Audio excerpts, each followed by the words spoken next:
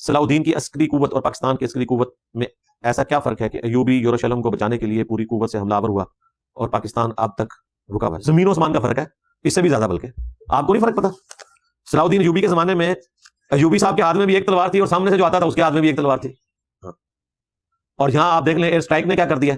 उस जमाने में नेशन स्टेट्स नहीं थी, एक मुल्क की बात दूसरे मुल्क तक पहुंचते में महीनों लगते थे, यहां सेकंड्स में बल्कि पहले ही पहुंच जाती है।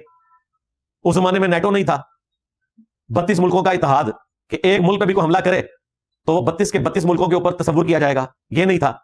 आप क्या समझते हैं इसराइल अकेला है? इसराइल का बाप अमेरिका और यूके है, और यूके और अमेरिका अगर ऐलान जंग कर दे तो 32 मुल्क उनके साथ खड़े होंगे, जिनमें तुर्की भी शामिल होगा। आप क्या समझते हैं अर्दगान साहब जो है वो फिलिस्तीन के हक में खड़े होंगे?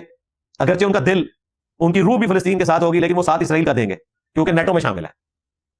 इस्लामिक मुल्क होते हुए अल्बानिया इस्लामिक कंट्री है यूरोप में, वो भी इसराइल के साथ खड़ा होगा क्योंकि ग्रेट ब्रिटेन खड़ी होगी ना।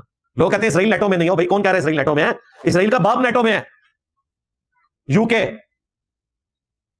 और दूसरा बाप अमेरिका। यह मसला है भाई, इतना सादा मामला नहीं है। तो सलाउद्दीन अय्यूबी साहब भी होते हैं तो वही डिसीजन करते हैं जो पाकिस्तान की फौज ने किया हुआ है। इस तरीके से इस दौर में जंगें नहीं जीती जाती भाई।